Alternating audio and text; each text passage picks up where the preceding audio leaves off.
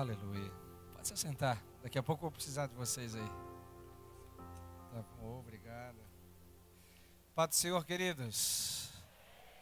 Que amém gostoso, abençoado. Essa igreja é uma igreja muito linda. Você tem pastores e líderes aqui maravilhosos. E isso é um sinal que Deus te ama, né? Deus te deu bons pastores, Deus te deu bons líderes para coordenar bem a sua vida em nome do Senhor.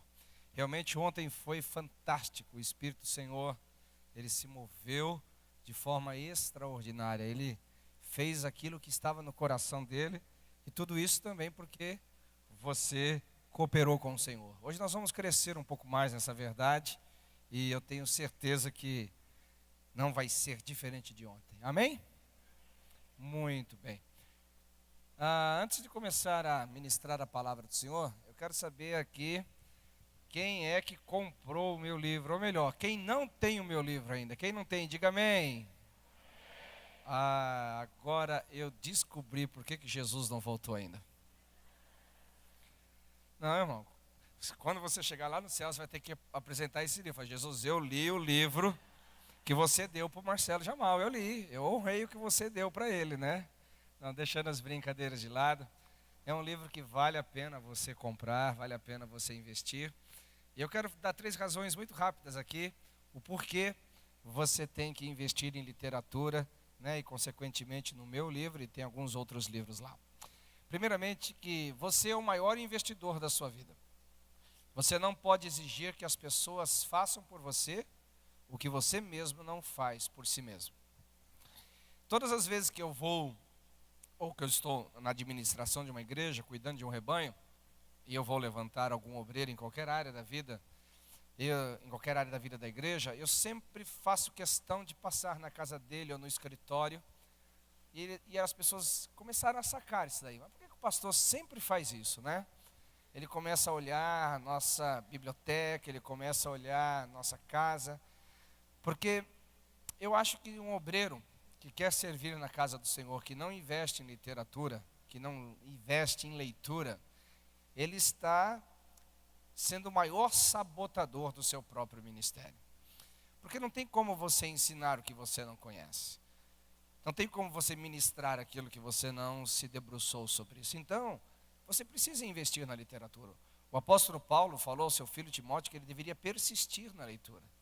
Logicamente que a Bíblia vem em primeiro lugar, mas você tem que entender que Deus deu uma unção a mestres, que eles conseguem trazer assuntos das Escrituras para a sua compreensão de uma forma muito mais clara, muito mais evidente. Então, muito importante você ter o hábito de leitura, né? Que você comece com uma leitura simples, que eu diria, um livro por mês, é uma leitura simples, né, pastor Samuel? Um livro por mês, né? Aí depois você vai para uma leitura média, que são 2 livros por mês, aí você vai para uma leitura culta, que é considerada uma leitura de 1 livro por semana. Em média aí, você vai ler, né, você tem que ler 40 livros por ano para você ser considerado uma pessoa culta. Hein? Já pensou? É por isso que eu não sou. Né?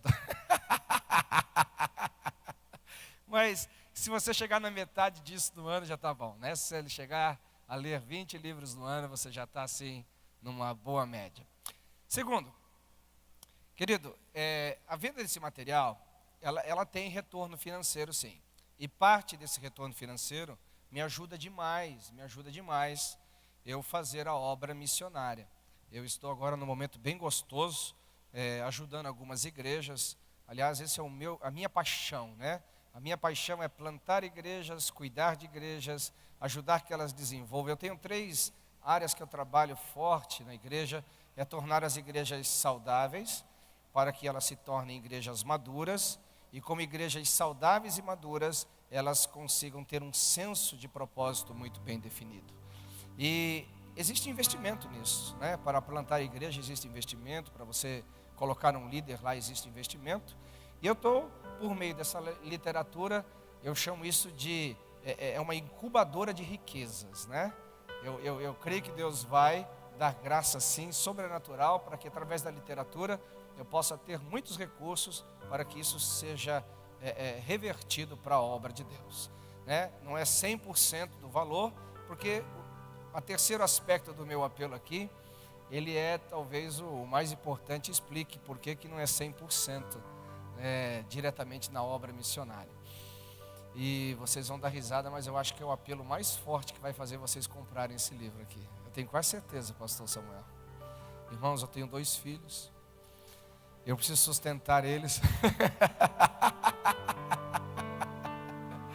Mas deixando as brincadeiras de lado, é um livro muito bom e eu quero encorajar você a ter. Esse livro eu falo sobre a intervenção divina, como você interagir com Deus, e muito do que eu vou falar hoje aqui, você pode encontrar de uma forma mais profunda neste livro, uma forma assim muito mais clara, com bastante textos bíblicos. Isso vai ser uma bênção na sua vida, amém? Glória a Deus. Nós somos uma igreja que ama, não é verdade? Não é verdade? Vocês aprenderam ontem que quem ama não deve amar só de palavras, não é verdade? Então, eu quero provar meu amor por você, né, Alexander? Aqui, estou te dando um livro deste presente aqui, né? Então aqui, Deus abençoe. Vamos aplaudir esse homem de Deus aqui, aleluia. Te amo, querido. Bem, apenas para recapitular, eu acho que a grande maioria de vocês estavam ontem, e nós ouvimos muito que o Espírito Santo falou a respeito de valorizarmos a obra do Espírito Santo. O Espírito Santo não pode ser negligenciado no nosso relacionamento com Deus. O Espírito Santo não pode ser negligenciado na prática do nosso cristianismo. Na realidade, no momento em que você negligencia o Espírito Santo na sua vida com Deus, na prática do cristianismo, você vai estar vivendo qualquer coisa, menos vida com Deus e menos cristianismo. Porque é impossível, é inconcebível você viver uma vida sem a influência do Espírito, sem a direção do Espírito, sem o ensino do Espírito, sem a força do Espírito e tudo aquilo que o Espírito é capaz de fazer em nós. Hoje ainda no almoço, aliás, um almoço muito gostoso com o pastor Samuel e a Denise, nós estávamos ali falando a respeito de algumas verdades espirituais, e eu falei para o pastor, querido, eu entendo porque algumas pessoas negligenciam o Espírito Santo. Eu vou falar em primeira linha sobre liderança, porque alguns líderes negligenciam o Espírito Santo no seu ministério, porque na realidade, e isso não é novidade para ninguém, nós estamos numa reunião de crentes, então eu não preciso aqui ter muita cautela para falar. Hoje em dia nós temos pessoas muito mais interessadas no seu próprio ministério do que propriamente no reino dos céus. Eles estão muito mais interessados em levantar as suas próprias estratégias, levantar o seu próprio reino do que propriamente o reino de Deus. Então, se as pessoas que assistem eles, se as pessoas que lotam os seus auditórios serão ou não transformadas, para ele não significa muito, porque o foco não é a transformação, o foco é o resultado de auditório, o foco é o resultado financeiro. Por que eu estou dizendo isso? Porque um líder, quando o foco dele está na transformação de pessoas, quando um líder, o foco dele está na transformação de homens e mulheres, e aí consequentemente de famílias e de todas as variáveis que o ser humano está inserido nele, ele automaticamente vai ter que depender do Espírito Santo. Sabe por quê? Porque o homem não consegue transformar o homem. Você nunca vai conseguir transformar o homem. Você pode dar autonomia para o homem com o conhecimento que você transfere. Você pode dar para o homem conhecimento por aquilo que você fala. Mas transformação é muito mais do conhecimento. O apóstolo Paulo falou que o muito saber ensoberbece. E o muito saber é fruto do quê? De discursos.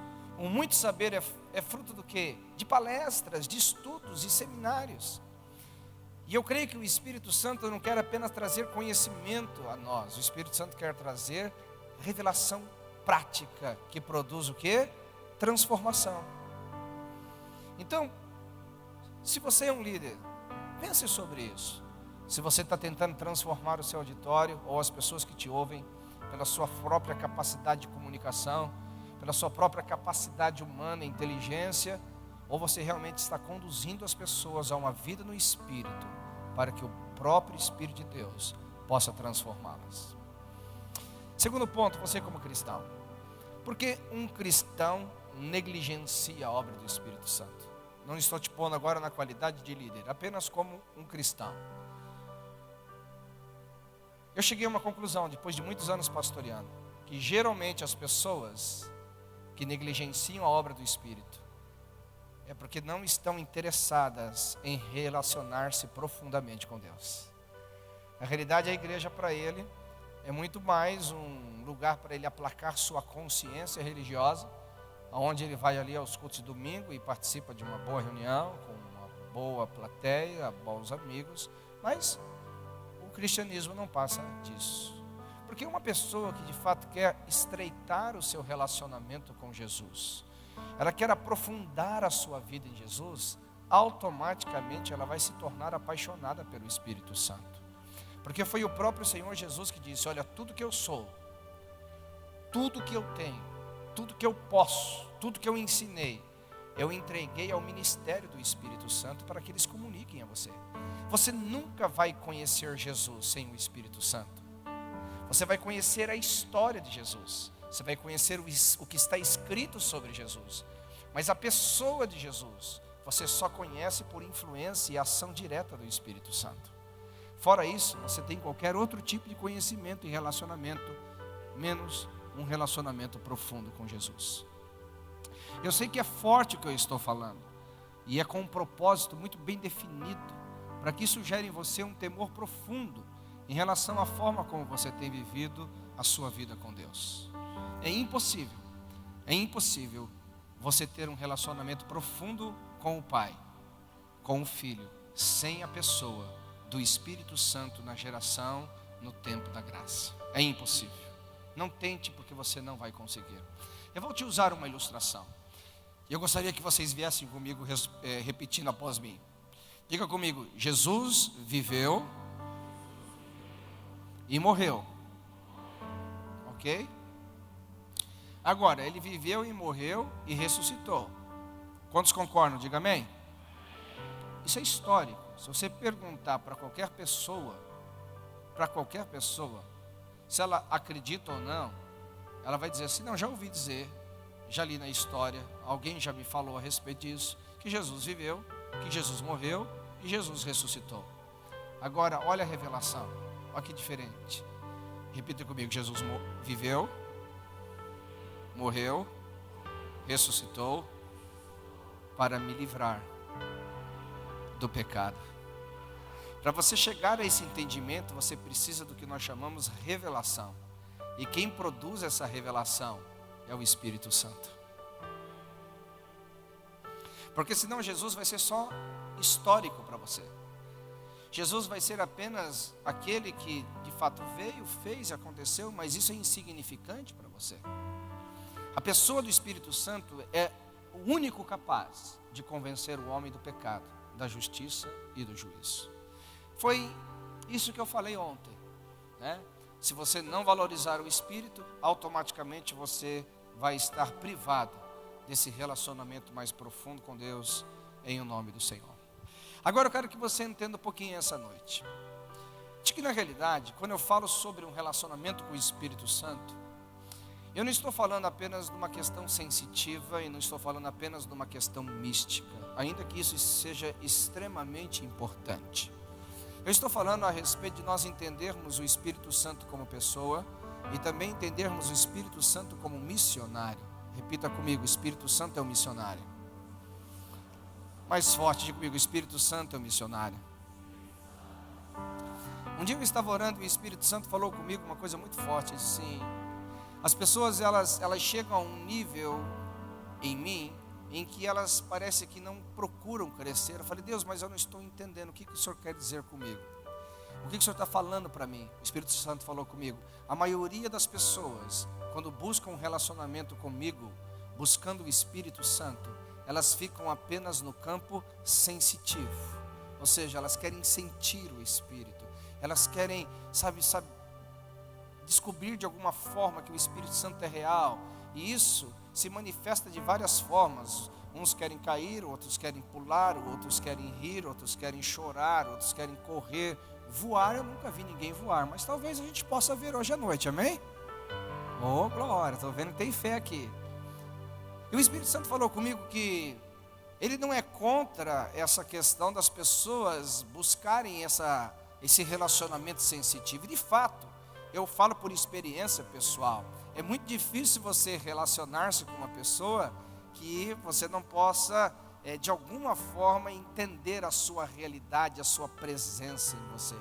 Então, essas questões sensitivas, elas não podem ser, em hipótese alguma, desprezadas por nós. Mas não é o foco do nosso relacionamento com Deus. Não é o foco daquilo que nós buscamos no Senhor. Então, algumas pessoas, elas passam para um outro nível. Elas passam para o nível da revelação. Elas querem ter entendimento. Uau, eu falei, Deus, isso é muito legal. Deus falou assim, isso é muito jóia.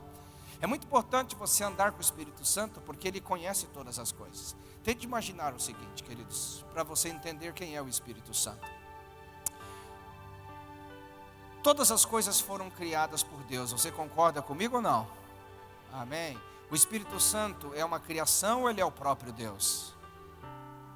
Uau, homem, a resposta foi tão fraquinha assim que eu fiquei com medo, viu? Vou dar aqui, uma aula aqui para vocês. Mas vamos lá, alguém repita para mim, Ele foi criado ou Ele é Deus?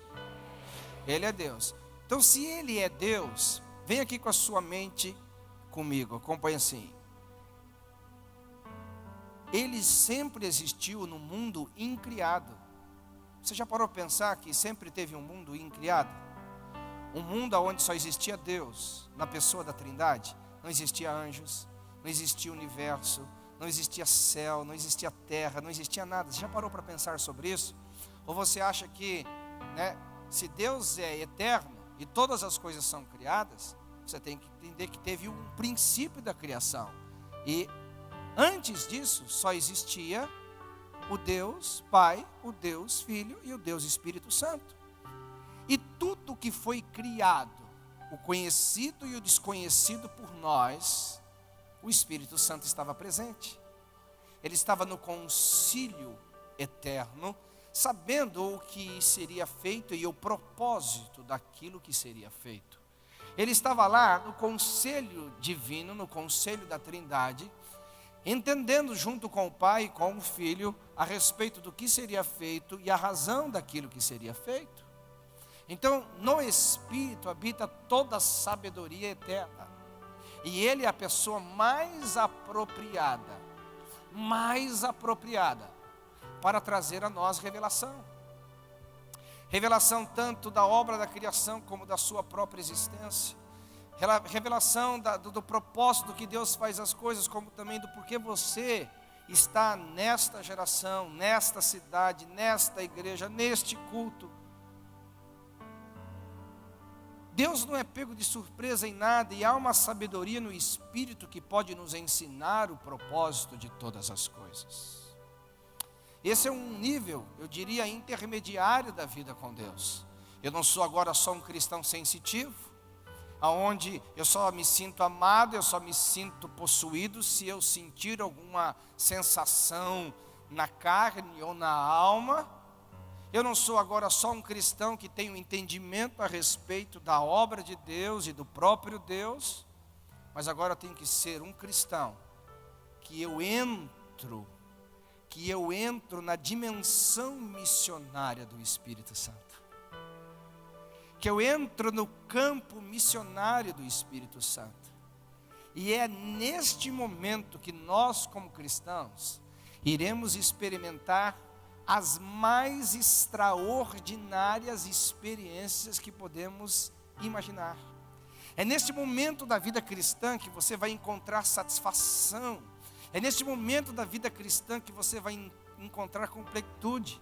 É nesse momento da vida cristã que o cristianismo começa a ter sentido.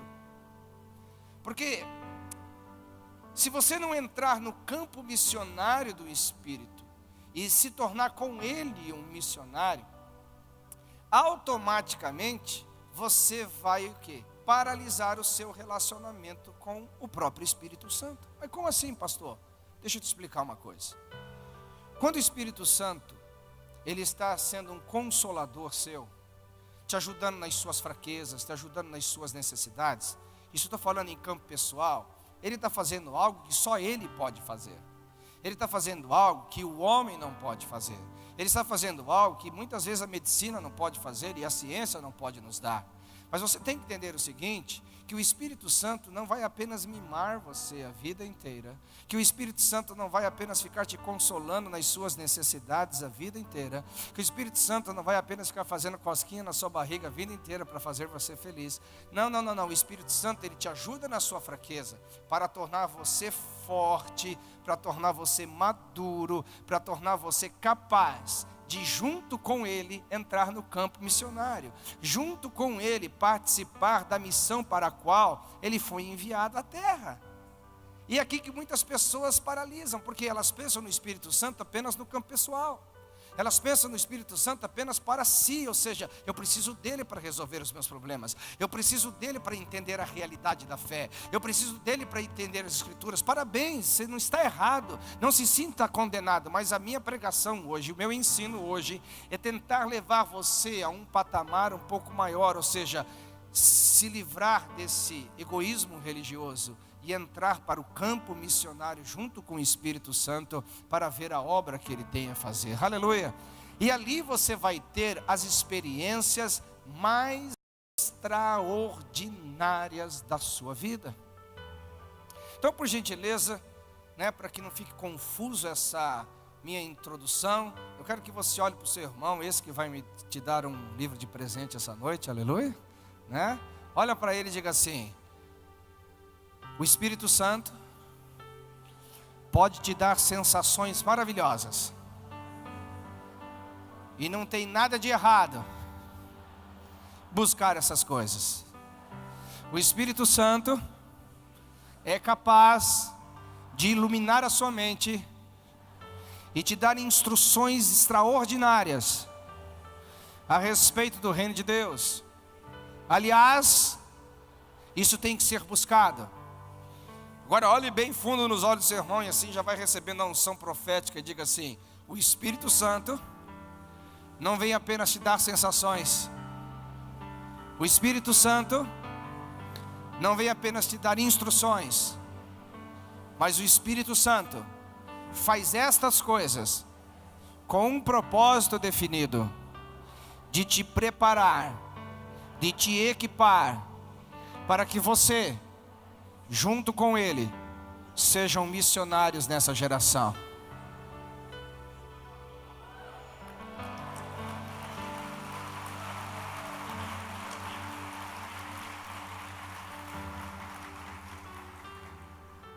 Então nós entramos aqui, agora no primeiro ponto dessa mensagem, a respeito de entender a unção de Deus.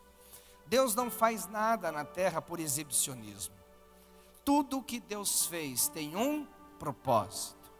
Se você observar, por exemplo, logo no começo das Escrituras, no livro de Gênesis, a Bíblia diz que tudo que Deus havia feito era muito bom. Não era bom pela beleza apenas, não era bom pela formosura, não era bom pelo espetáculo da criação, era bom no sentido de propósito. Cada obra criada realmente estava servindo para a função, estava servindo para o propósito. Você vai observar, por exemplo, o texto de Isaías capítulo 61, onde Jesus faz uso dele lá em Lucas capítulo 4. E ele, quando lê o texto, ele vê o que o profeta Isaías, inspirado por Deus, disse: o Espírito do Senhor Deus está sobre mim. Olha só, está sobre mim, pois ele me ungiu. Se nós parássemos por aí, nós ficaríamos apenas nas duas primeiras questões: sensações e revelações, que são importantes. Não pense que eu estou desprezando. Isso é importante, não anule isso na igreja. Não anule isso no seu relacionamento com Deus. Só que a partir desses dois, suba no mínimo para esse terceiro. Qual que é? O Espírito de Deus está sobre mim, porque ele me ungiu para. Olha o propósito aí. Para. Te encaminhando para o quê? Um relacionamento proposital. Te encaminhando para um relacionamento onde a obra de Deus vai ser realizada por nosso intermédio. Ou seja, o Espírito em nós, aleluia, o Espírito sobre nós, e agora o Espírito por intermédio de nós, operando na nossa geração. Essa é a vontade de Deus. Se você pega, por exemplo, o que o próprio Senhor Jesus Cristo falou a respeito da obra do Espírito Santo aos seus discípulos, dizendo: vocês têm que ficar em Jerusalém, até que do alto vocês sejam revestidos de poder, né? Atos capítulo 1, versículo 8, misturado com o versículo 5, diz isso. E Jesus fala que esse poder não seria apenas uma questão sensitiva, não seria apenas um poder interior trazendo revelação, mas seria um poder que nos tornaria o quê? Aptos para a obra. Porque a unção e a presença de Deus sempre estão conectadas ao propósito. Diga comigo, propósito. Mais só diga, propósito. Aleluia. Se você pega, por exemplo, Atos capítulo 10, versículo 38, a Bíblia fala a respeito do ministério de Jesus. O que diz lá? Assim como Deus, o Pai, ungiu a Jesus Cristo com o Espírito Santo e com poder. Se parássemos por aí, novamente ficaríamos no campo da sensitividade e da revelação, mas o texto continua dizendo: o qual andou fazendo bem e curando os oprimidos do diabo. Unção conectada ao cumprimento de propósito, unção conectado ao cumprimento da missão. Nós temos que nos enxergar, meu amado, agora como parceiros nesta obra entre céus e terra. Nós temos que nos encontrar agora como homens que seremos a voz de Deus na nossa geração. Você não pode se responsabilizar pela a geração que passou, e você também não pode se responsabilizar muito pela geração que vai vir, senão no preparo dessa geração para a próxima geração, porque nenhum de nós sabemos se estaremos vivos na próxima geração. Então o máximo que nós podemos nos responsabilizar pela próxima geração é preparando pessoas. O que sobra para nós é o hoje, o que sobra para nós é o agora. E para que o agora se torne frutífero em nossas vidas, você precisa ter um relacionamento com um missionário chamado Espírito Santo. Um relacionamento em que você sensitivamente entende que Ele está dentro de você, por revelação você compreende a vontade de Deus, e agora, pela disposição de se tornar o quê? Um cooperador, uma pessoa que vai interagir com o Espírito Santo, você vai manifestar as obras de Deus. E é nessa interação que a gente começa a enxergar muitas coisas extraordinárias na Bíblia. Você vai observar, por exemplo, que os discípulos de Jesus receberam um treinamento poderosíssimo. Eles andaram 3 anos e 6 meses com Jesus. Eles viram cegos enxergar, viram mudos falar, eles viram surdos ouvirem, eles viram paralíticos andar, leprosos serem purificados, mortos serem ressuscitados. Eles viram na prática coisas que talvez eu e você, por mais de 30 anos que estamos servindo ao Senhor, não vimos ainda. E ele, em 3 anos e meio, foram intensamente treinados com isso. Agora, deixa eu te falar uma coisa muito forte aqui. Muito forte. O treinamento foi suficiente para aqueles homens? Vocês têm medo de falar, né? Eu também tinha medo de falar antes de ter a revelação. Não foi suficiente. Deixa eu te falar uma coisa, queridos. Quando Jesus morreu, nenhum daqueles permaneceram. Todos desviaram. Gente com altíssimo índice de treinamento. Como eu já disse, viram coisas que nenhum de nós viu até hoje. Ouviram coisas que nenhum de nós vimos até hoje. Eles apalparam o verbo da vida. E o treinamento não foi suficiente para mantê-los no propósito. Se Jesus não houvesse ressuscitado, se Jesus não tivesse ido ao encontro deles para restaurá-los, certamente nenhum deles teriam permanecido. Agora, haveria um segundo momento em que aqueles discípulos iriam ficar sozinhos. Na primeira vez eles desviaram. Na segunda, que Jesus falou: eu não vou deixar esses caras sozinhos de novo, não. Eu não vou deixar esses camaradas sozinhos de novo, não. Mas eu vou enviar o Consolador para estar com eles. Alguém está entendendo o que eu estou falando aqui, queridos? Isso é uma coisa extremamente séria no seu cristianismo. Isso é uma coisa extremamente importante. Isso prova o que eu disse na introdução: se você depender só da sua racionalidade, se você depender só da sua capacidade humana, se você depender só de treinamento cristão para viver o cristianismo, você não vai ser melhor do que Pedro, não vai ser melhor do que Tiago, não vai ser melhor do que João, não vai ser melhor do que aqueles 11 que se desviaram, né? Eu nem vou dizer sobre Judas, vou só ficar aqui com os 11, tá bom, querido? Vai ser melhor, porque a nossa humanidade é incapaz de permanecer em Deus por nós mesmos. Quando Jesus fala sobre nós tomarmos a nossa cruz e seguirmos, o que a gente entende sobre cruz? Eu acho que as pessoas entendem errado. Elas pensam que elas vão ficar martirizando os seus sentimentos e ficar assim dando marteladas com a Bíblia, assim, tá, carne morre, prostituição morre, avareza morre, fofocada morre. Isso. Não, querido, sabe o que se chama cruz na Bíblia, no Novo Testamento? Sabe o que é cruz na Bíblia? Cruz na Bíblia chama-se vida no Espírito. Romanos capítulo 8 diz que se você andar no Espírito, você não vai satisfazer a concupiscência da carne.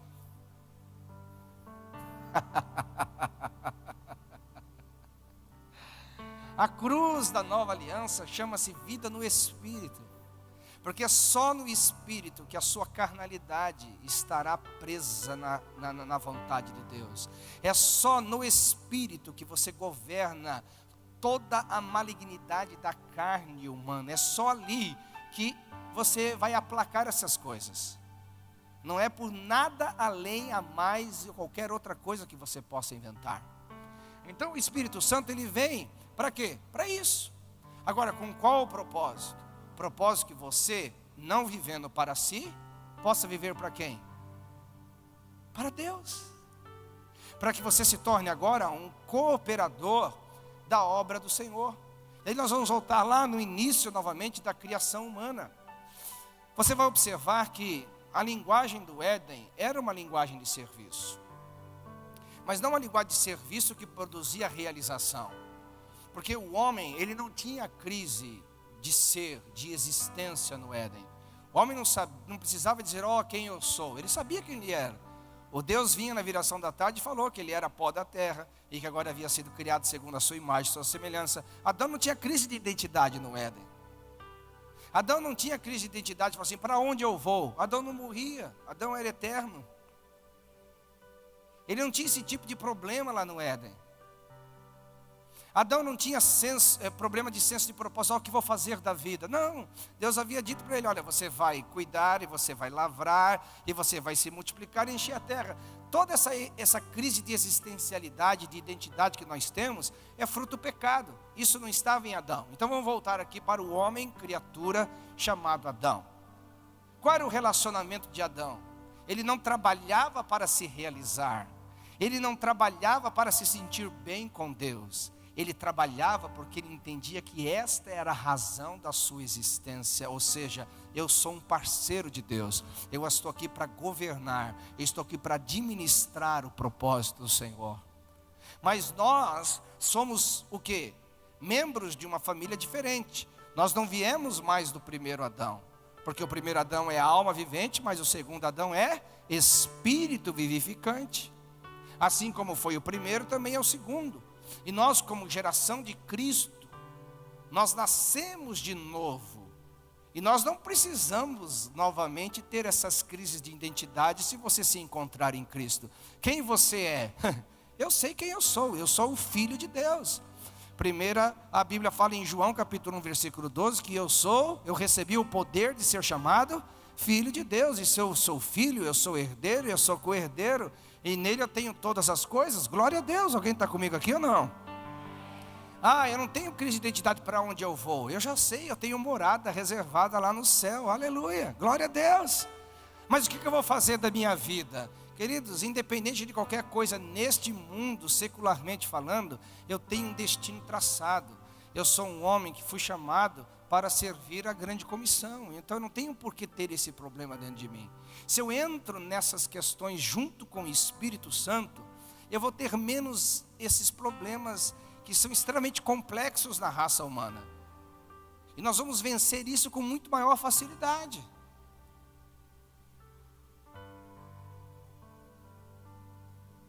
Você tem que entender isso.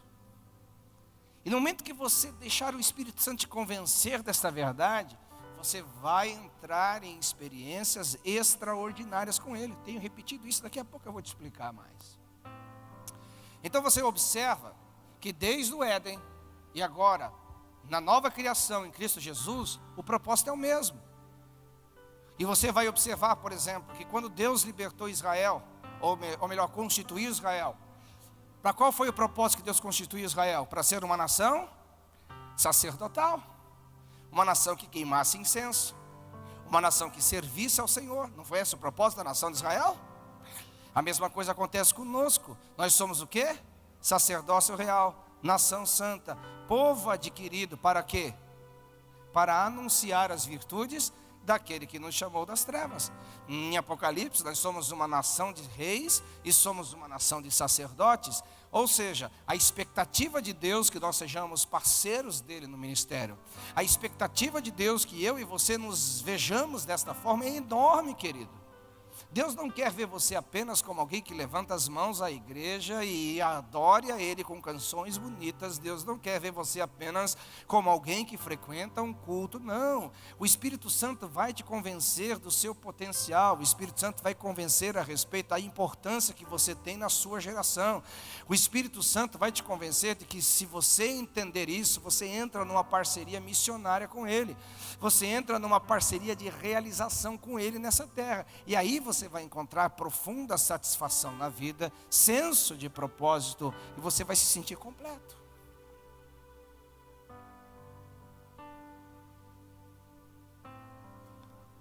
Você vai se sentir completo.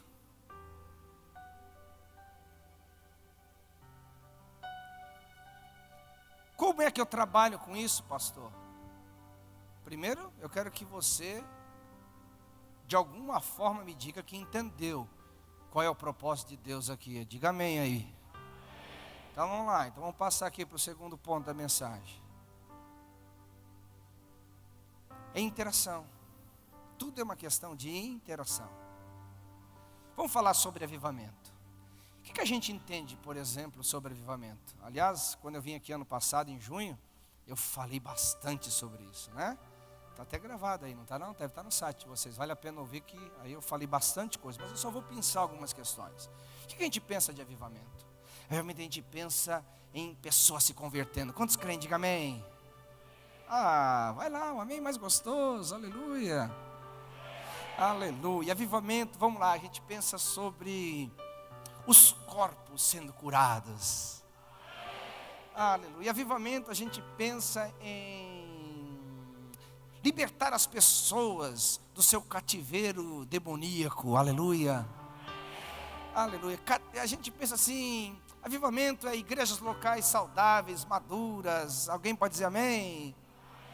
Glória a Deus. Tudo isso tem a ver com avivamento. Está em linha com o que é avivamento. Mas eu garanto que todos esses exemplos que eu te dei, nenhum dele acontece por uma ação unilateral de Deus.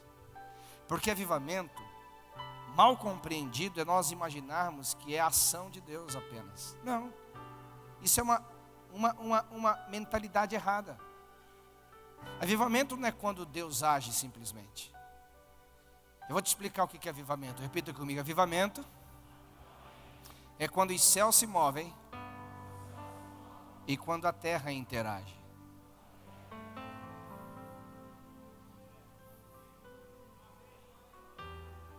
Eu posso te mostrar centenas, não só dezenas, centenas de textos aonde o céu se moveu e não houve avivamento, porque a terra não interagiu. Eu posso te mostrar vários pontos na história do cristianismo, onde os céus se moveram, mas a terra não interagiu. Terra, eu digo ser humano, pessoas, eu e você. Então o avivamento ele pode até se iniciar com uma manifestação divina, mas ele só se estabelece com uma interação humana com aquilo que é divino. Se não acontecer isso, o avivamento se perde. Se não acontecer isso, o sobrenatural se esvai. Se não acontecer isso, a glória vai, como a de Israel foi. Os homens não souberam interagir com isso. Deixa eu te explicar melhor. Vamos lá. O que está escrito em Atos capítulo 2? Repita comigo. estavam todos reunidos no mesmo lugar. E de repente, olha só, uma iniciativa do céu aí, hein? De repente, aleluia. Eu gosto desses de repente, eu gosto de estar falando com o Espírito Santo, mas de repente a igreja pega um fogo e a coisa, aleluia. O povo fica furioso no Espírito, aleluia. E um começa a falar em língua e outro começa a profetizar, aleluia. Isso é muito bom. Diga comigo, de repente, olha só, ouviu-se um som como de um vento veemente e encheu toda a casa onde estavam reunidos. E foi repartido línguas como de fogo sobre cada um deles.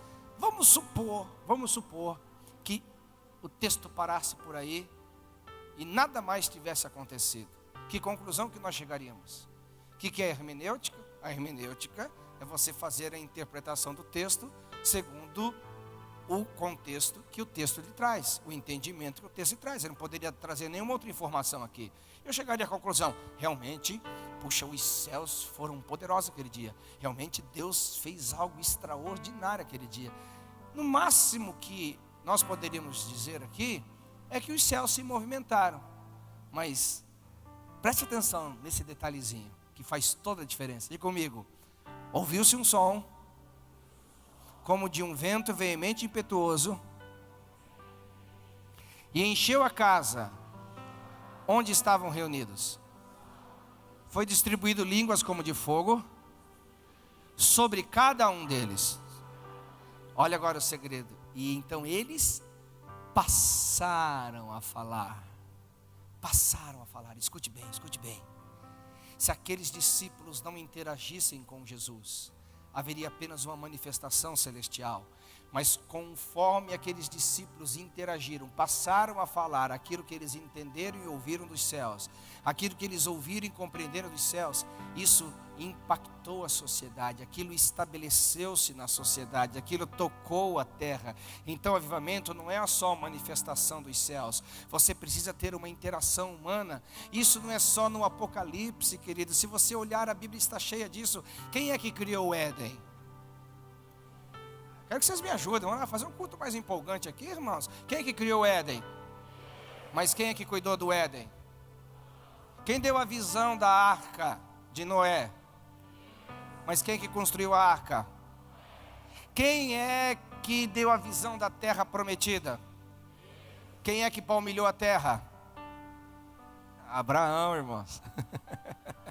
Você adiantou a história aqui. Abraão teve que palmilhar a terra. Aleluia.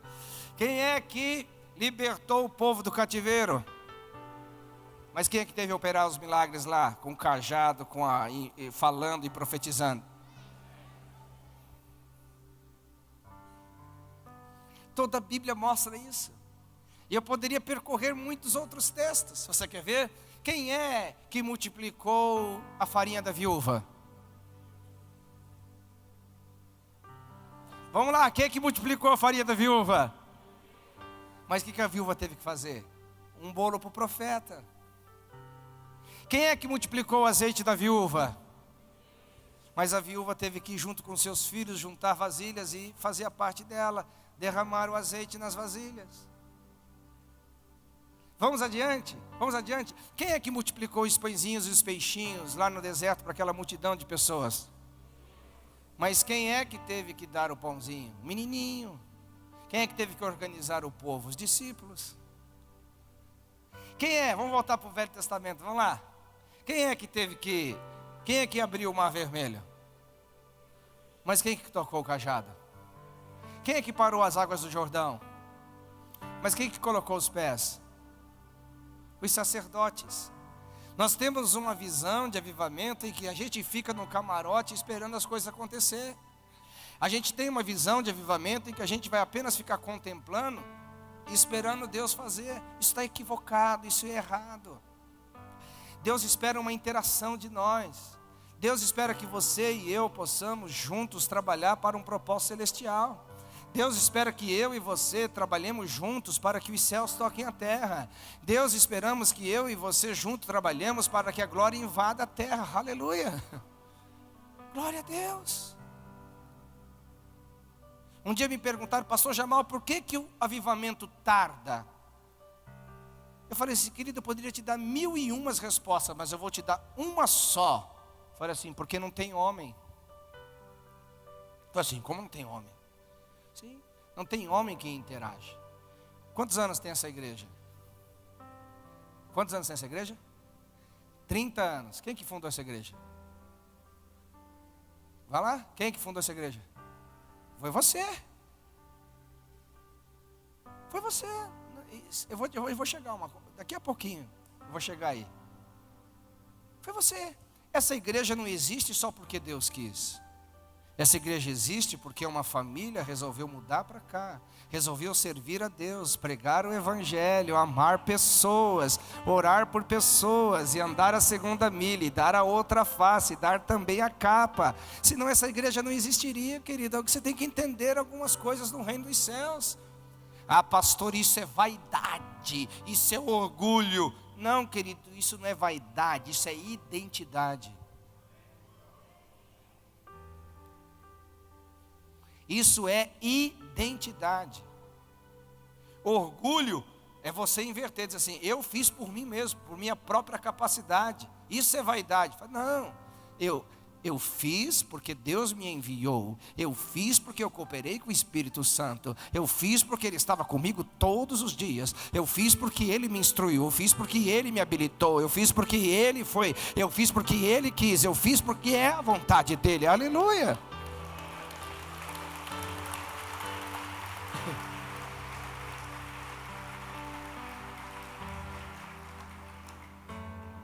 Quem aqui é salvo? Diga amém. Deixa eu fazer uma pergunta aqui. Eu sei que isso pode acontecer, mas quem se auto-salvou aqui? O que é se auto-salvou? Você por conta própria foi lá, pegou uma Bíblia? Você por conta própria foi lá e leu a Bíblia? Você por conta própria foi lá e entendeu que tinha que confessar Jesus como seu Salvador? Você por conta própria entendeu que tinha que congregar numa igreja local e ser submisso à sua liderança? Você por conta própria aprendeu que você tinha que andar nas sãs doutrinas? Quem aqui conseguiu isso sozinho? Levante as mãos aqui, vamos ver. Eu sei que até pode acontecer, mas eu quero levante as mãos. Estou num auditório enorme aqui, né? Deixa eu ver, desse lado não tem ninguém, desse lado não tem ninguém, desse lado não tem ninguém, desse lado não tem ninguém, desse lado não tem ninguém. Que coisa interessante. Agora, se eu fizer a mesma pergunta com um teor diferente, quem aqui, por intermédio de um pregador, de um anunciador de boas novas, de alguém que foi até você, cheio do Espírito Santo, cheio de amor, e falou a verdade para você, e essa verdade entrou no seu coração, e você é salvo hoje, diga amém.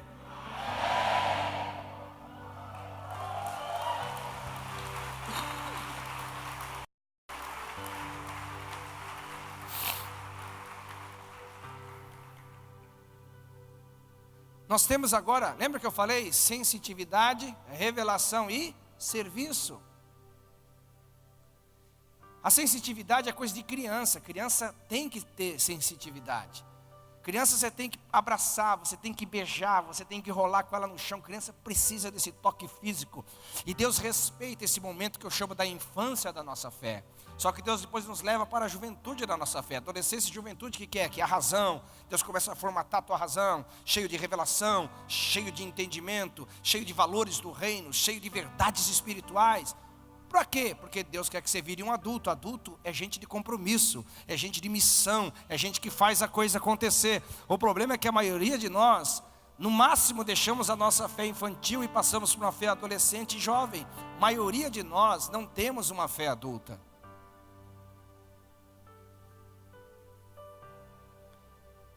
Eu vou te explicar, algumas outras explicações aqui também cabem aqui, mas vou te explicar uma questãozinha. Eu sempre gosto de fazer uma brincadeira, talvez eu já até fiz aqui, mas não tem problema, eu vou repetir se eu já fiz. Quando eu falo sobre fé, que você sai do ambiente da sensitividade, passa para o ambiente da razão espiritual e depois começa a servir por esta razão espiritual, você tem que entender que existem dois aqui ingredientes de uma mesma verdade. Duas facetas de uma mesma verdade. Crença e fé não são as mesmas coisas. Crer e ter fé são coisas muito distintas. Diga comigo, eu criei, por isso falei. Diga comigo, se eu falar ao monte, e crer no meu coração são coisas distintas.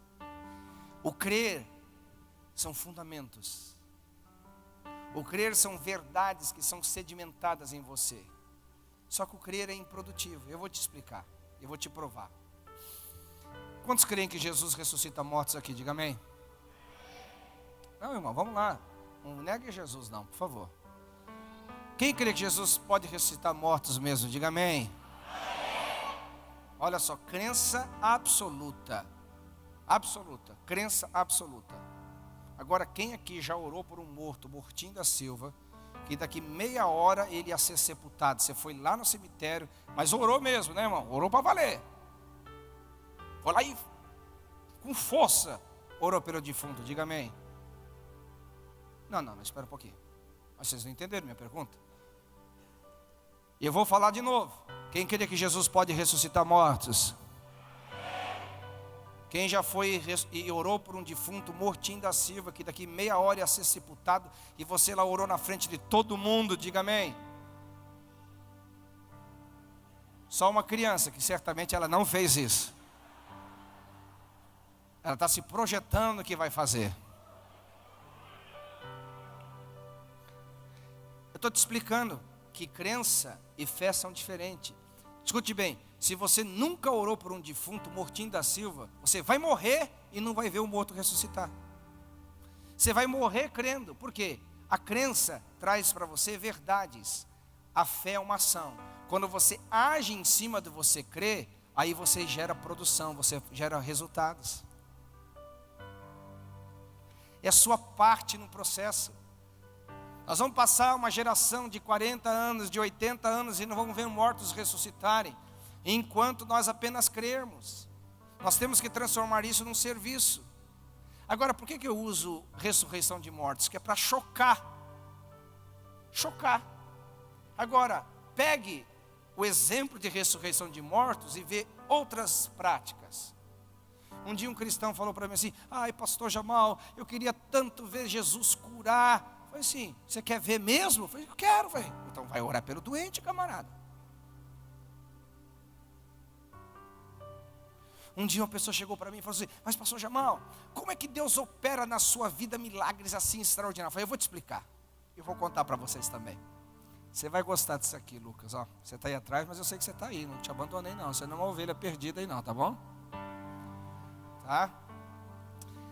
Eu me lembro que eu estava num culto, assim, eu me converti num grupo familiar, na época que não existia grupo familiar. Alguém entende esse mistério aí?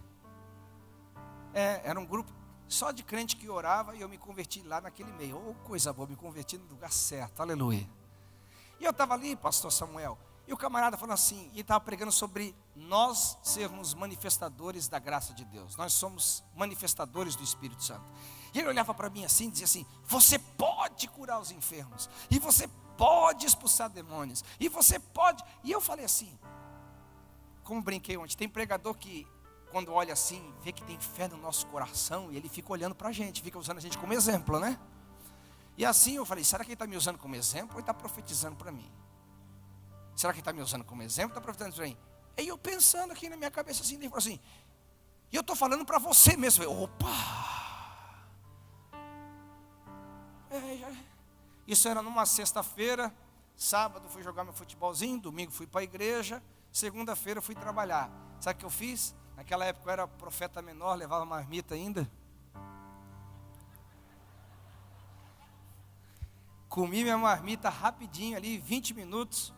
Era a única forma que eu tinha na minha cabeça, era menina ainda. Aí eu coloquei uma mesinha lá assim, no trabalho onde eu ganhava meu pão de cada dia.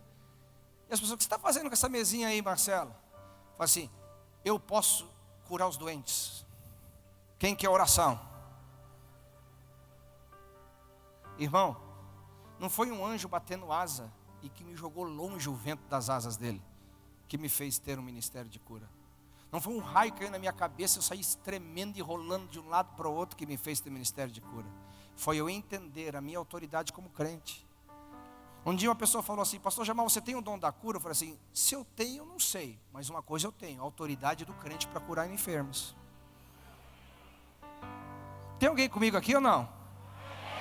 Agora, quando isso é ativado? Quando você sai da crença e parte para a ação. Deixa eu te provar isso. Marcos capítulo 16, versículo 20. O que diz lá o texto? Né? O texto diz o seguinte: e partindo eles, fala comigo, partindo eles. Mais forte, só as mulheres. Mais uma vez. Olha, presta atenção aqui. Olha o que o texto diz. E partindo eles, depois deles receberem a grande comissão, depois deles entenderem o que Jesus queria como propósito para a vida, a Bíblia fala que o Espírito Santo cooperou com os sinais. Marcos 16, 20, quando eles partiram, olha lá, então os discípulos saíram, saíram e pregaram a parte humana do processo divino, a parte natural do sobrenatural, a parte comum do extraordinário, a parte poderosa da fraqueza. Alguém está comigo aqui? Diga amém.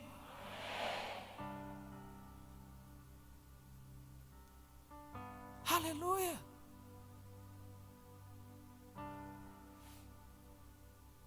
Aleluia. Aí um dia uma pessoa chegou para mim e falou assim: mas pastor Jamal, você não tem medo de orar por uma pessoa ela não ser curada? Eu falei assim: tenho. É ruim orar por alguém e não ser curado. Mas aí, pastor, o que você pensa? Não é chato orar por uma pessoa e ela não ser curada? Eu falo assim: é mais chato eu saber que eu posso curar ela e não fazer nada. Eu não quero ser prefeito da cidade para ganhar voto, meu irmão. Eu estou ali para amar ela. Eu não estou ali para me exibir. Eu não vou orar por alguém para me exibir.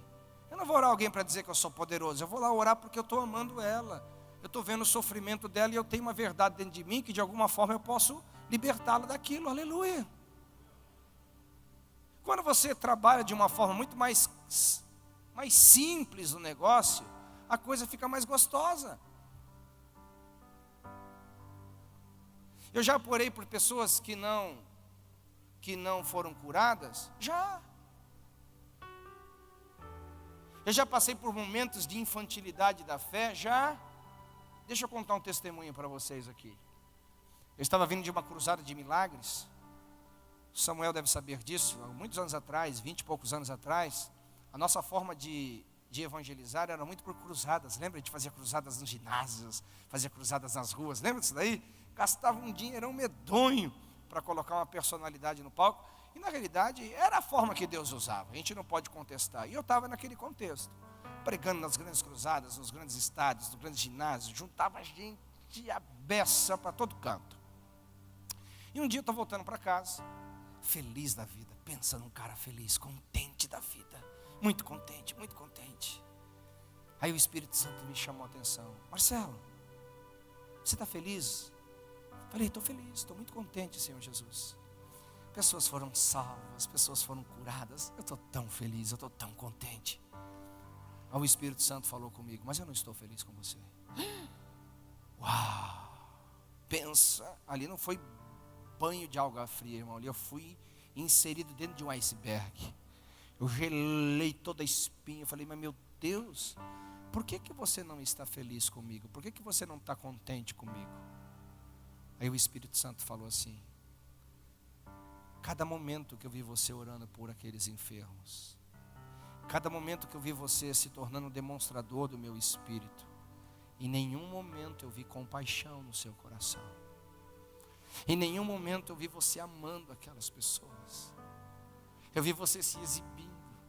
Eu vi você pegando cada cura daquela e transformando ela num troféu para colocar na sua prateleira de testemunhos para dizer que eu te uso. Marcelo, se você não corrigir a motivação do seu coração, esta unção que está sobre a sua vida vai te matar, vai te destruir.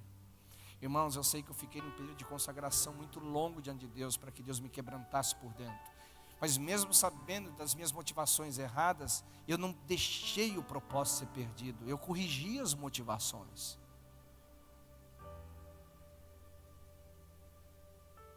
Nós precisamos crescer em Deus de alguma forma. E esse crescimento que diz respeito a você como pessoa é importante. Porque você só quer crescer na revelação, você quer crescer na revelação, mas você tem que crescer como pessoa. Você tem que crescer como homem de Deus. O homem de Deus, quando ele cresce, ele assume responsabilidades. O homem de Deus, quando ele cresce, quando ele está cheio do Espírito Santo, sendo trabalhado pelo Espírito Santo, ele assume responsabilidades. Aleluia!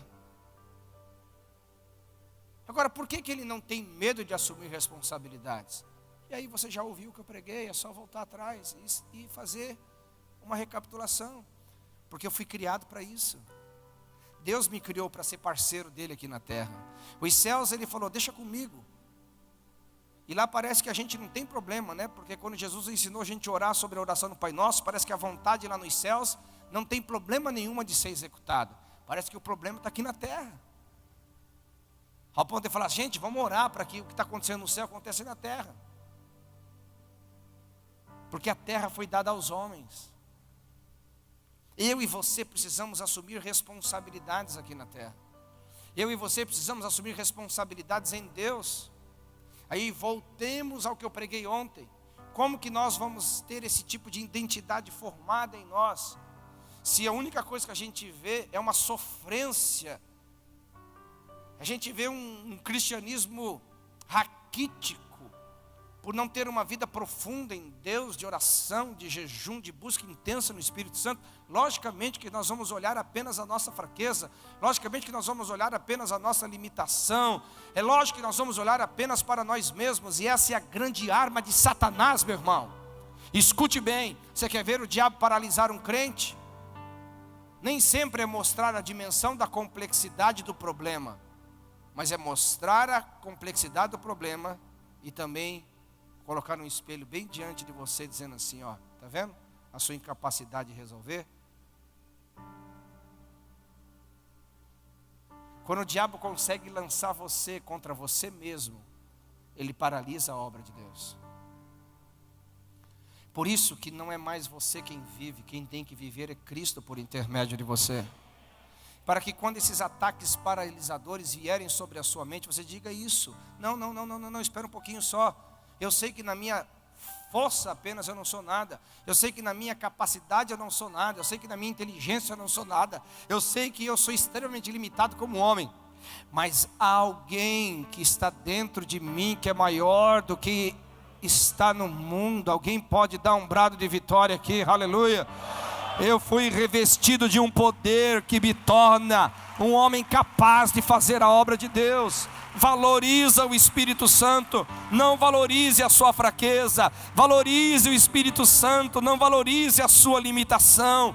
Valorize o Espírito Santo, não valorize o problema. Valorize o Espírito Santo e se dê um salto de vitória dizendo, obrigado por esse privilégio de fazer parte disso, aleluia.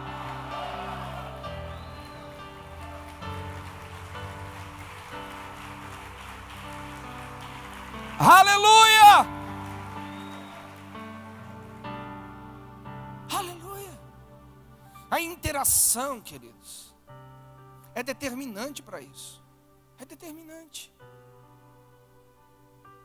No meu livro eu falo bastante sobre isso. E você, tenho certeza que vai comprar. Se não vai comprar porque você vai comprar só pela curiosidade que eu estou passando para você aqui, né, irmão? Eu conheço a natureza humana, né? Estou brincando com você. Mas olha que interessante, quantos anos aquela mulher ficou encurvada? Alguém se lembra? 12 anos. Concorda comigo? Olha, você tem que ler o livro direito, hein? 18 anos. 12 anos é a mulher hemorrágica. 18 anos ela ficou lá oprimida por Satanás. Dentro de uma cultura onde as pessoas tinham conhecimento. Tinham sacerdotes. Estava todo lá, o conhecimento estava lá. E por 18 anos aquela mulher ficou escrava. Agora o texto fala uma coisa engraçada. Que ela não ficou escrava de uma doença comum. Ela ficou escrava de uma doença espiritual. A Bíblia fala que Jesus disse que Satanás a mantinha escrava. Mas graças a Deus que um dia um rabi diferente entrou naquela sinagoga. Graças a Deus que um mestre diferente entrou naquela sinagoga, aleluia.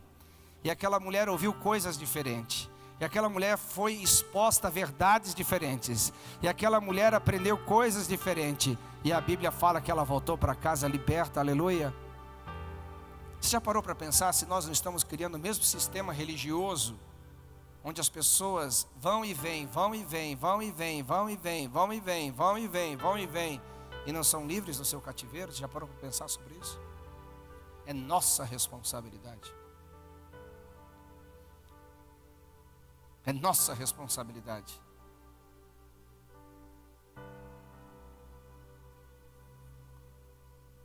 É muito fácil nós colocarmos a responsabilidade nas mãos de Deus. É muito fácil nós jogarmos, Deus faz a obra, Deus faz a obra, Deus faz a obra. Deus fala, eu quero fazer a obra. Aliás, deixa eu falar uma coisa para você, diz o Senhor. O campo está pronto para a colheita. Está prontinho, está branquinho. Só que a gente vai perder a colheita, sabe por quê? Porque são poucos os ceifeiros. São poucos os ceifeiros. São poucos aqueles que querem interagir na força do Espírito Santo. São poucos aqueles que querem se colocar na brecha pelo Espírito Santo. Eu estava lendo uma reportagem, eu acho que vocês devem saber disso. Nós estamos aí na iminência de uma grande catástrofe mundial, porque os insetos estão morrendo. Eu acho que são os chineses que estão comendo tudo eles, eu estou brincando. Alguém já ouviu essa reportagem? Alguém já viu isso aí ou não? Principalmente as abelhas, você percebeu que as abelhas estão desaparecendo da face da terra? As abelhas europeias e as africanas estão sumindo da face da terra? Aí eu estava lendo a reportagem, você sabe que quem está sumindo das colmeias, pastor Samuel? São as abelhas operárias. Elas vão embora e abandonam a rainha. Eles não descobriram ainda o motivo por que as abelhas operárias vão embora e abandonam a rainha. E na hora que eu estava lendo aquilo ali, eu falei, Jesus, até a natureza está mostrando a condição da nossa geração. Nós estamos igualzinhos às abelhas, está deixando o rei sozinho e os operários indo embora. E automaticamente, como as abelhas, se elas desaparecerem, elas vão entrar num cataclisma violento, você não tem noção. Leia lá, depois você vai entender. É a mesma coisa acontece conosco. Se o rei não tiver os seus filhos e servos que trabalham por amor, que trabalham porque entende a sua identidade, que entende que eles são a luz desse mundo, o sal dessa terra, a voz para essa geração, o poder manifesto de Deus, o mundo vai entrar em cataclisma, queridos. E o diabo é esperto, o diabo é esperto, o diabo é esperto, o diabo é esperto demais. Porque o diabo às vezes não paralisa, às vezes a existência da igreja, mas ele paralisa a movimentação da igreja. Quando a igreja, ela olha para si como auditório. E você olha a igreja como um lugar para receber. E você, na igreja, você tem a mentalidade de consumidor. Aí você se senta para ser um consumidor de cultos. E eu vou te falar uma coisa muito séria. Na verdade, eu vou falar só para o seu conhecimento, você pregar para os outros, porque eu acho que vocês não são assim, não. Consumidor de cultos. Sabe o que eu tenho visto como pregador e como líder de ministério? Os crentes estão cada vez mais exigentes. Mais exigentes. Mais exigentes. A música não pode ser qualquer uma. A organização não pode ser qualquer uma. O prédio não pode ser qualquer um. A performance do culto tem que ser perfeita, perfeita. Tem que ser assim, a imagem completa da Nova Jerusalém. Mas pelo contrário, por outro lado, o nível de comprometimento dos crentes está diminuindo. Todo mundo quer ser discipulado, mas ninguém quer discipular. Todo mundo quer participar de um grupo familiar, mas ninguém quer abrir sua própria casa. Todo mundo quer ver a glória de Deus, mas ninguém vem para a sala de oração. Todo mundo quer ver a obra prosperar, mas ninguém põe a mão no bolso. E aí vai. Porque o diabo entrou na nossa religião, queridos. Porque alguém tem que ocupar o espaço. ou o Espírito Santo ocupa espaço, ou a nossa própria ideologia ocupa espaço. Ou o próprio Espírito Santo ocupa espaço trazendo a cultura do reino, ou o próprio Espírito Santo ocupa espaço trazendo a verdade dos céus, ou o próprio Espírito Santo vem nos convencendo do pecado e nos mostrando nossa identidade, ou qualquer um outro vai ocupar o espaço. Eu prefiro que seja o Espírito Santo, aleluia. Alguém crê comigo aqui e pode dizer isso ao Espírito Santo? Aleluia, nós queremos que você ocupe esse espaço, Espírito Santo. Nós queremos que você governe essa dinâmica da igreja. Alguém pode dizer amém aqui? Mas é necessário que você entre nessa participação. Um dia, eu estava governando uma equipe de liderança. E o pessoal começou a dizer assim: gente, mas os nossos cultos estão muito frios, parece que Deus não está presente. Deixa eu falar uma coisa para você: Deus é onipotente e onipresente, onisciente. Vamos trabalhar a onipresença. Deus está aqui agora, nesse exato momento. Então, a Bíblia fala que Deus é fogo. Então, onde Deus está, tem fogo. Mas não quer dizer que nós vamos interagir com esse fogo. O culto é frio ou quente pela nossa interação. Lento ou generosa pela nossa interação. Repita comigo: nós temos a igreja que nós construímos.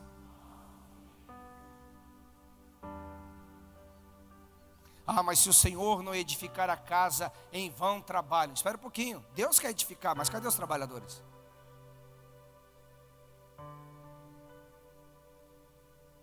Deus quer edificar. Deus quer edificar uma igreja fervorosa. Deus quer edificar um lugar onde Ele pode ser, onde Ele possa falar, onde Ele pode agir, onde Ele pode ministrar, onde Ele pode fazer. Mas é você quem cria esse ambiente. É o pregador que cria esse ambiente. É a liderança que cria esse ambiente. Porque a proposta de Deus é sempre ser cultos extraordinários. Deus não é ordinário, querido. Deus sempre é majestoso, Deus sempre é excelente, Deus sempre é excelso, Deus sempre é magnífico, Deus sempre é estonteante, Deus sempre é extraordinário. Alguém está aqui comigo ou não? A questão é minha e sua.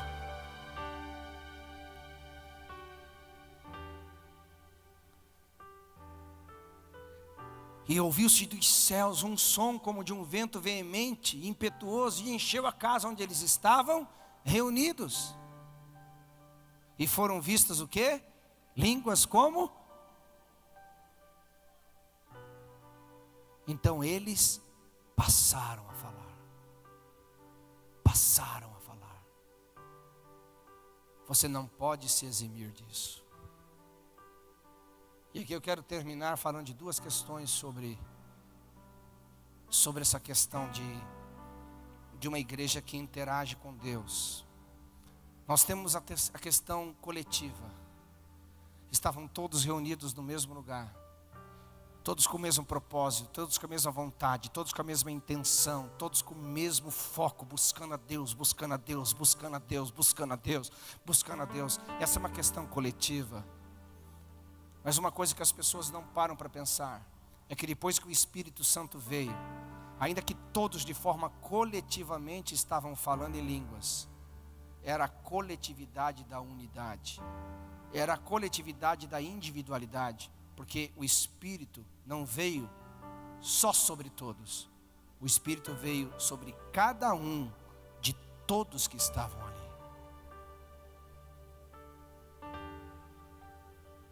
Aí entramos na questão que eu chamo da unção individual, do seu compromisso individual, independente da coletividade. Eu sei que a coletividade nos empolga, eu sei que a coletividade nos anima. É muito melhor você louvar a Deus com 1000 pessoas do que com 10. É muito melhor você fazer a obra com 1000 pessoas do que com 100. É muito melhor você caminhar num exército numeroso do que num exército franzino. Mas no que diz respeito à vida com Deus, ela nem sempre é só coletiva, ela é individual.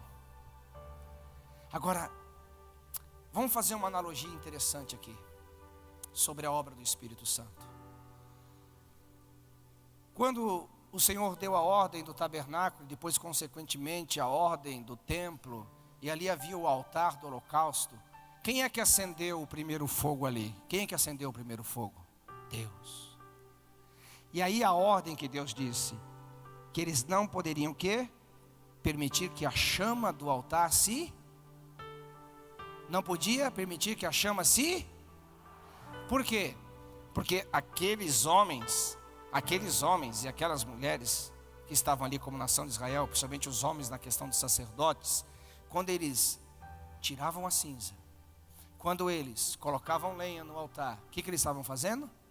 Alimentando o fogo que Deus acendeu. Eles estavam se responsabilizando por manter o que Deus havia iniciado. E nós individualmente precisamos disso. Deus não tem mais um altar do holocausto. O sacrifício já foi feito. Mas Deus tem um altar de incenso. Onde é esse altar? Quem é esse altar? Sou eu. Um dia ele acendeu a chama. E qual que é o seu papel? Só um. Não deixa ela apagar.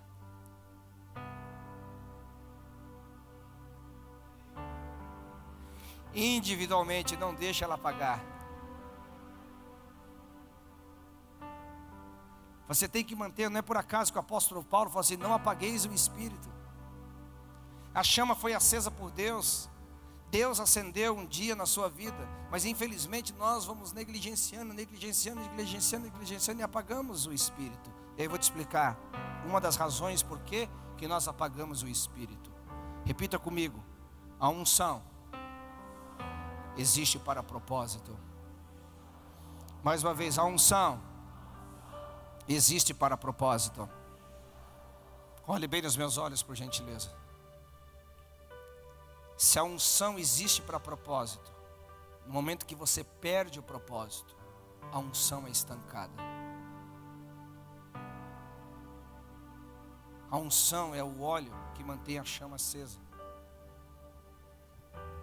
No momento que você perde o propósito, você estanca. Por isso que você não pode viver só sensitivamente. Você não pode viver só no campo da revelação. Você tem que entrar no campo missionário, no propósito. Muitos cristãos estão tentando reativar o fogo só pela oração e pelo jejum. Glória a Deus, não pare com isso, por favor, não pare com isso. Mas você vai ver que você vai reativar muito mais, mas muito mais esse fogo, continuando orando, continuando jejuando, mas acima de tudo, entrando no senso de propósito do Espírito Santo. Entrando nas cidades e libertando os cativos. Entrando nas cidades e curando os enfermos. Entrando nas cidades e pregando o evangelho da salvação. Indo adiante como igreja triunfante do Senhor, militante do Senhor aqui na terra, aleluia. E fazendo a obra de Deus, aleluia. Eu vou lá com os meus irmãos e junto coletivamente adoramos e louvamos ao Senhor. Mas individualmente eu estou no meu quarto de oração, sendo capacitado pelo Espírito para quê? Para onde eu pisar os meus pés, o reino de Deus vai se manifestar. Aonde eu pisar os meus pés, os doentes vão ser curados. Aonde eu pisar os meus pés, os endemoniados vão ser libertos. Aonde eu pisar os meus pés, a glória de Deus vai se manifestar, porque eu vou entrar em atividade, aleluia. Eu vou fazer o fogo que está sobre mim arder naquele lugar. O bom perfume de Cristo vai ser inalado ali, a luz de Cristo vai ser resplandecida ali, o sal vai ser saboreado ali. Você pode dar um brado de vitória aqui? Mas pastor, como que você pode dizer isso? Eu posso dizer, a Bíblia diz. Eu queria ter até mais tempo para falar sobre isso. Não vou abrir mais um tema, mais um tópico aqui, senão a gente vai demorar demais. Escute o que eu vou te falar aqui.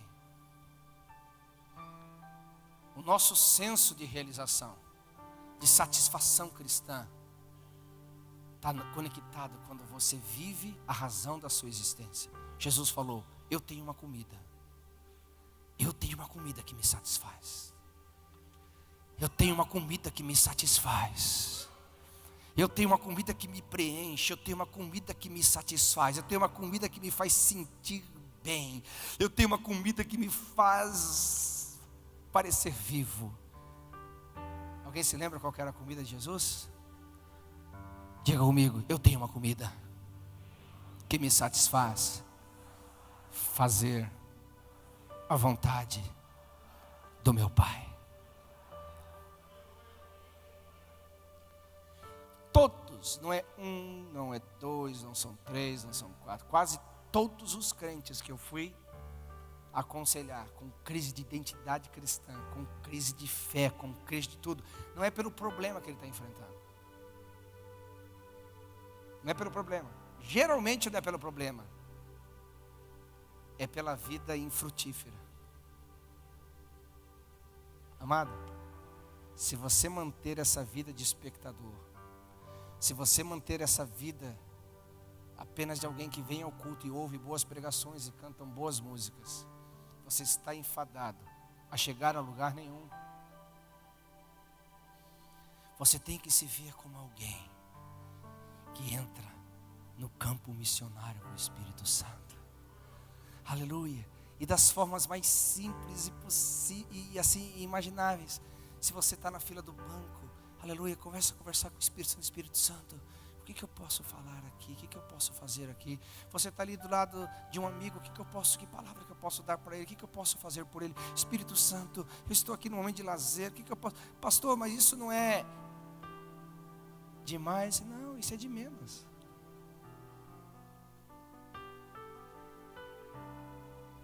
Quando você entrar no campo missionário do Espírito, você vai experimentar tanta coisa gostosa. Aleluia. Fala sério. Tem maior alegria do que essa? Você olhar para o seu lado aqui agora assim, ó. Agora você olhar para o seu lado assim, olhar para trás, olhar para frente e ver que essa pessoa que hoje é um líder na igreja era um desgraçado alguns anos atrás. E desculpa, tá? Então nem olha para o lado, porque senão você vai revelar a pessoa aí. Acho que eu fui muito forte na minha sentença aqui. Sabe, era um perdido, acho que fica mais assim, né?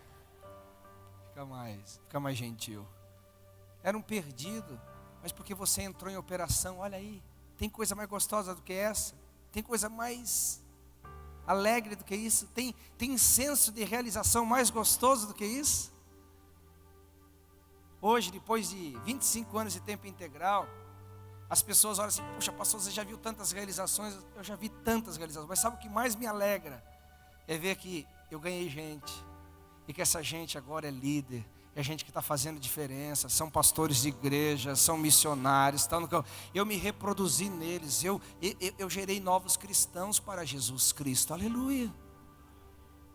Eu olho para isso. Esses dias eu estava numa conversa, pastor Samuel, com as pessoas. É que vocês não sabem de onde Deus me tirou, não. Um dia a gente vai fazer um culto evangelístico aqui, eu vou falar de onde Deus me tirou. Da onde Deus me tirou e o que Deus fez comigo e aonde eu já cheguei, se eu não desse mais fruto nenhum, se eu não fizesse mais nada, meus próximos 50 anos eu ficar sentado no banco da igreja, eu já ia morrer satisfeito.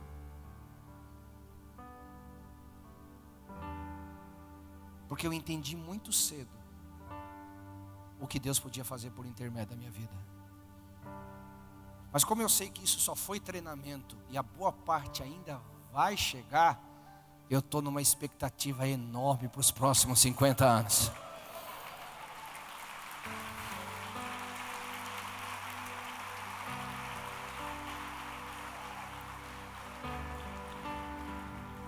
Aleluia. Então terminando, e agora eu prometo que vou terminar mesmo. Então quando eu estou aqui,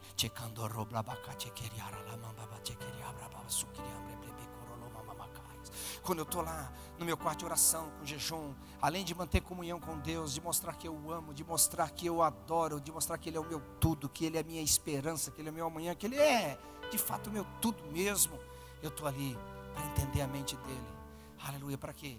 Para que entendendo eu entre em atividade. Eu não estou ali só para ter experiências. Eu não estou ali só para curtir o momento. Eu estou ali num treinamento para entrar no campo missionário do Espírito Santo. Eu quero fazer uma oração, porque o Espírito Santo me deu uma palavra de revelação. Eu queria que vocês fizessem, só um minutinho, nós vamos trabalhar com ordem e decência aqui. Todos os líderes, pastor Samuel, em toda a escala, todo escalão da sua liderança aqui, ó, ombro a ombro aqui, ó. Vem aqui na frente, confia em mim. Confia em mim, eu vou te dar uma boa palavra. Todos os líderes, todo escalão, ombro a ombro aqui, ó. Vai, ó. Se a fila não der assim, ó, se a fila não der, aí dá uns 2 passos para trás e faz uma segunda fila. Meu Jesus, é uma igreja só de líderes, hein? Acho que só 2 filas não vai dar aqui. Ministério de música, vocês podem vir aqui, depois eu oro por vocês, tá? Isso aqui não é uma igreja, isso aqui é um exército. Olha que orgulho, Samuel. Ô Denise, olha que orgulho, dá uma olhada nisso aí, ó. É, coisa linda. Muito obrigado, cara. Muito obrigado. Muito obrigado por deixar Deus usar você. Muito obrigado. Você é uma referência para nós. De coração, falo isso. Não deu para fazer fila, não.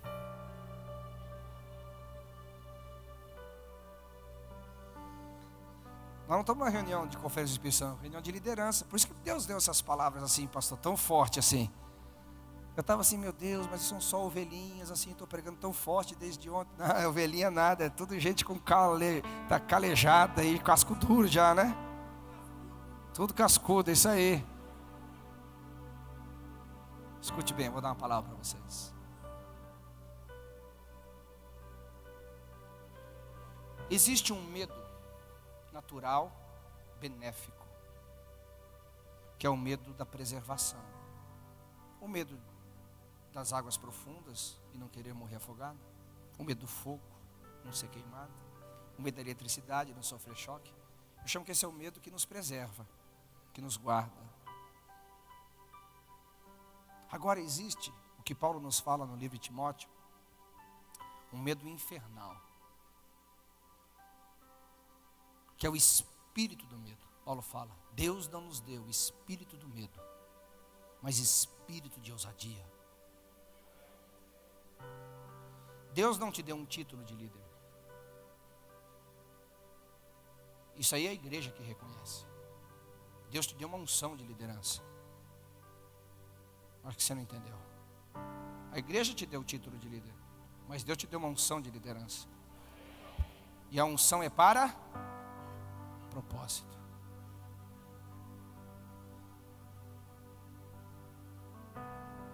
Eu estava hoje de tarde no meu quarto, orando e meditando, e o Espírito Santo me deu essa palavra, para que eu orasse por vocês. Eu quero impor minhas mãos sobre vocês, para que o espírito de intimidação saia da vida de vocês. Vocês vão começar a ser líderes ousados, mas vai ser líder chapação total, aleluia. Como diz meu amigo, você vai chapar o coco agora, aleluia.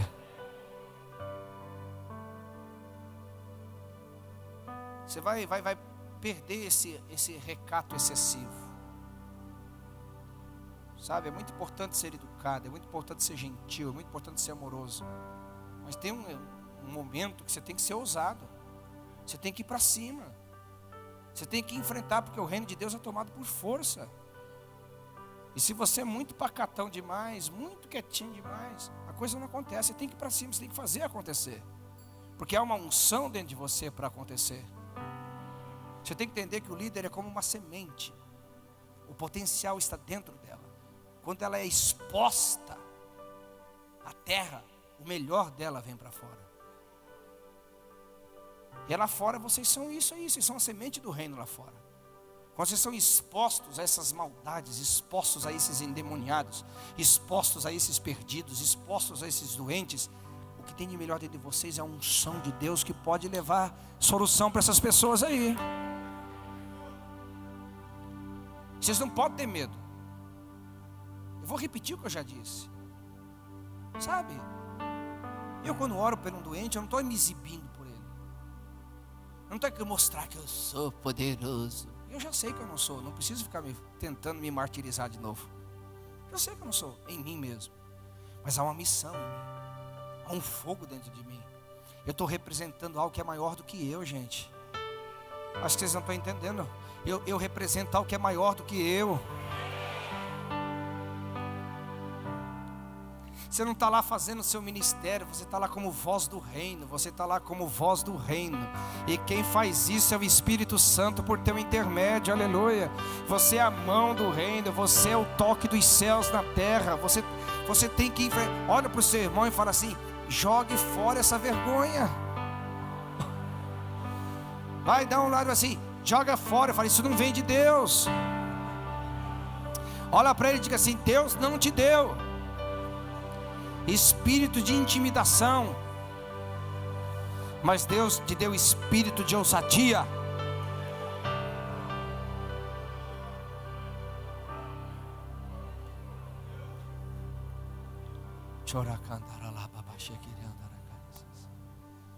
Em todas as áreas aqui, em todas as áreas. Ei, as melhores músicas não foram cantadas ainda, sabia, Lucas? Elas estão dentro de você. Agora você ficar aí cheio de recato. Ai, quem estou eu? Quem estou eu? Não. Quem é você? Você é filho do Altíssimo, ungido pelo Senhor. Aleluia. Oh, aleluia. Aleluia.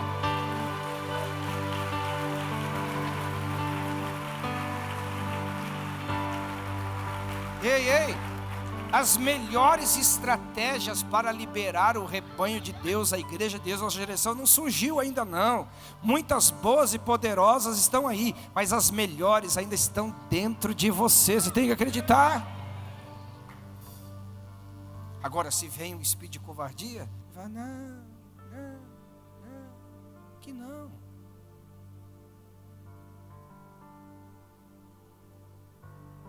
Aleluia.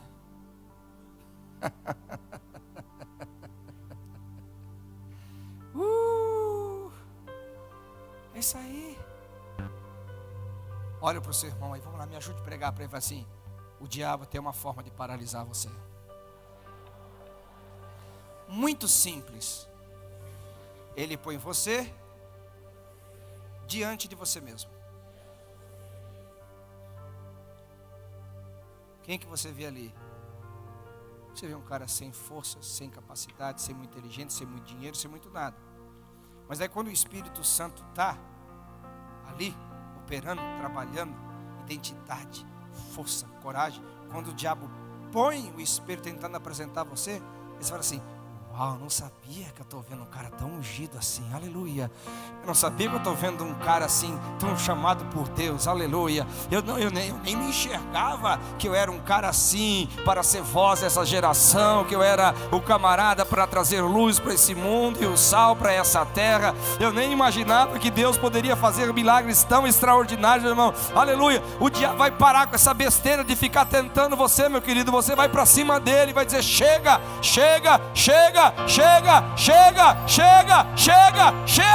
Isso é avivamento. Aleluia. Glória a Deus. Quem aqui é um líder cheio do Espírito Santo? Diga amém.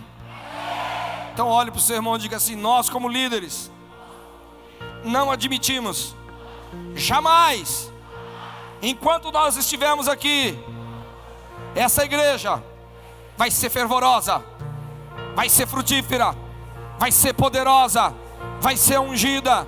Sabe por quê? Porque nós estamos aqui.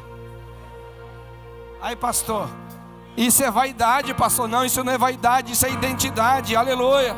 Isso é identidade. Aonde eu estou, a unção manifesta. Aonde eu estou, a glória manifesta. Aonde eu estou, o fogo desce. Alguém está comigo aqui? Diga amém.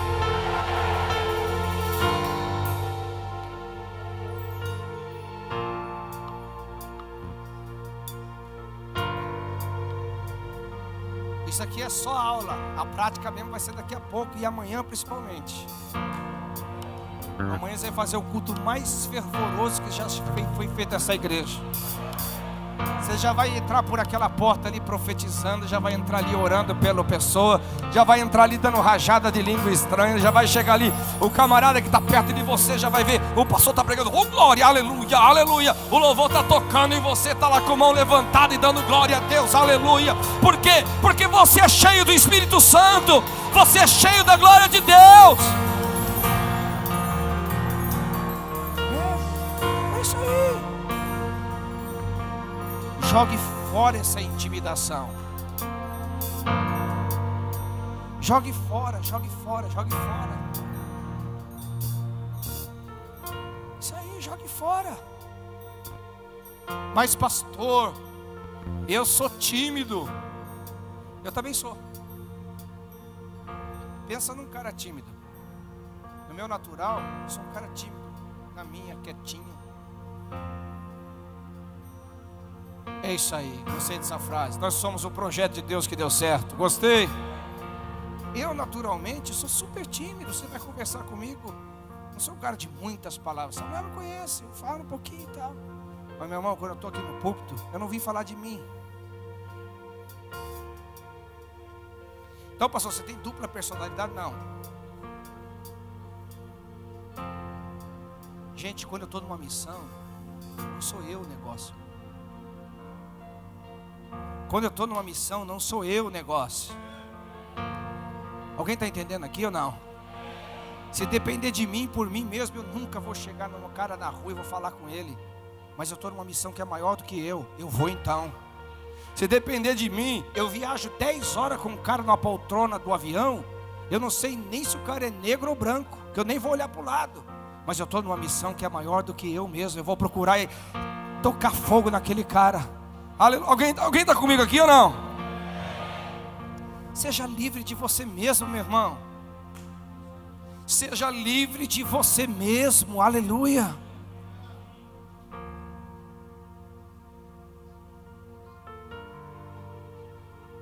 São nesses aspectos que o espírito de intimidação trabalha. Porque ele joga você contra você. E joga você contra você. Cara, achei lindo a sua espontaneidade ali. Você foi e abriu a boca e cantou uma nova canção. Você viu a unção que veio na igreja na hora que você começou a cantar? Não, só você que não viu, porque a gente viu.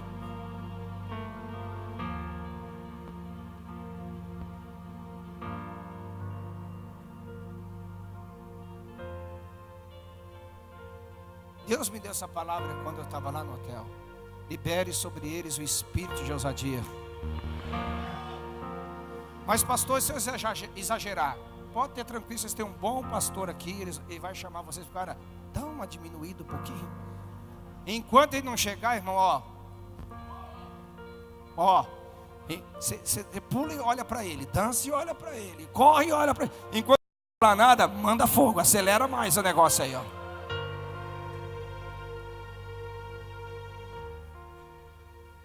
Amém. A palavra que Deus me falou. E agora aqui trazendo vocês para frente aqui, chamando vocês para frente, eu vejo como que é bom ser guiado pelo Espírito. Deus me falou que há muito depósito de revelação nesta igreja. Há muita instrução nesta igreja. Muita instrução, muito depósito de verdades do reino. Muito depósito de verdades celestiais. É uma igreja que preza por isso, é uma igreja que valoriza sobre isso. Mas Deus quer levar vocês a um outro nível agora. Não um nível mais só da compreensão, é o nível da operação. É um nível agora, isso vai multiplicar vocês, isso vai fazer vocês irem além, aleluia.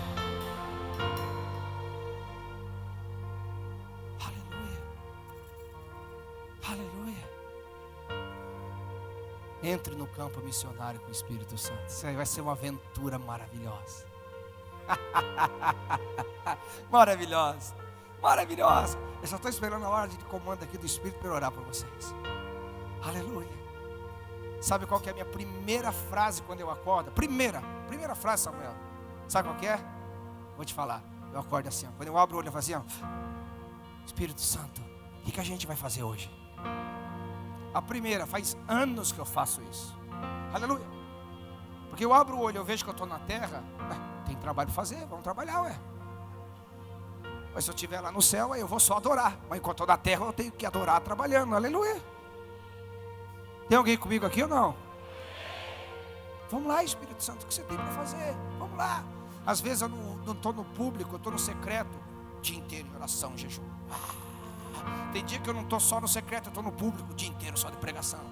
E vai, vamos que dá, vamos lá. A coisa vai andando, eu vou andando atrás do Espírito Santo. O movimento dos céus vai acontecendo, eu estou atrás. Eu não estou aqui para fazer o que eu quero. Eu não defendo um reino meu, eu não defendo uma obra minha. Você pertence a Ele. Aleluia. Dê a mão para o seu irmão que está ao seu lado aí. Eu quero que vocês cantem a música mais ungida que vocês podem cantar. A unção não está na música, está no cantor. Aleluia. Segure a mão do seu irmão e fala assim: nós somos um exército de gente muito bem treinada. E hoje, como um exército, nós entramos no campo missionário com o Espírito Santo, o nosso amigo. Olha para ele e diga assim: o espírito de intimidação não tem mais poder sobre você, pois eu vou orar por você. E o espírito de ousadia e o espírito de intrepidez vai possuir você, para que você faça o que tem que ser feito, sem que nada e ninguém te impeça. Aleluia, aleluia, aleluia, aleluia.